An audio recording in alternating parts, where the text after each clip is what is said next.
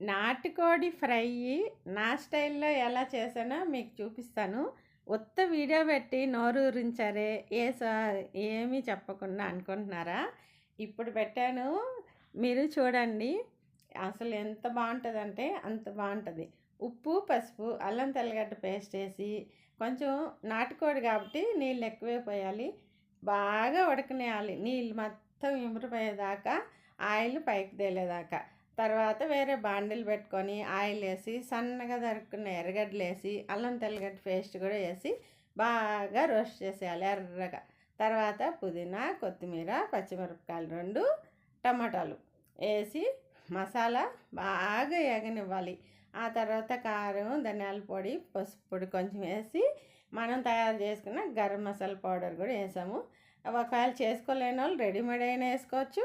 మనం చేస్తే smell taste అదిరిపోద్ది. ఘాటుగా నాటుకోడి ఫ్రై అంటే ఎలా ఉండాలో అలా ఉంటుంది అనమాట.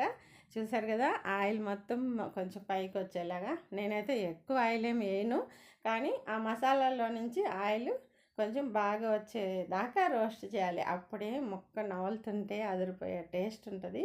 ఇప్పుడు మనం బాగా ఉడకబెట్టేసుకున్నాం కదా, వాటర్ లేకుండా, అది వచ్చి చికెన్ ముక్కలు దీంట్లో వేసాను అనమాట. ఇంకా దాన్ని బాగా మిక్స్ చేసేసుకోవాలి. ఈ మసాలా మొత్తం ముక్కలకు పట్టేలాగా మిక్స్ చేసేసుకొని దాన్ని సన్న మంటలో రోస్ట్ చేయాలన్నమాట. ఎంత అంటే చూడండి ఇప్పుడు ఎలా ఉందో, లాస్ట్కి ఏ కలర్ వస్తుందో ఇది ఉంటుందండి. పప్పు రసంతో అయినా, పప్పుతో అయినా, మామూలు మిరియాల రసానికైనా, ఏదో ఒక చట్నీ చేసుకున్నా ఎంత బాగుంటుందంటే, లెమన్ రైస్కైనా నాకైతే చాలా ఇష్టం. చాలా బాగుంటుంది. ముక్క బాగా రోస్ట్ అయిన తర్వాత ముక్క నవలుతుంటే ఉంటుంది.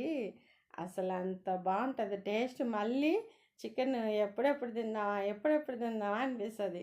నచ్చిందా? బాయ్.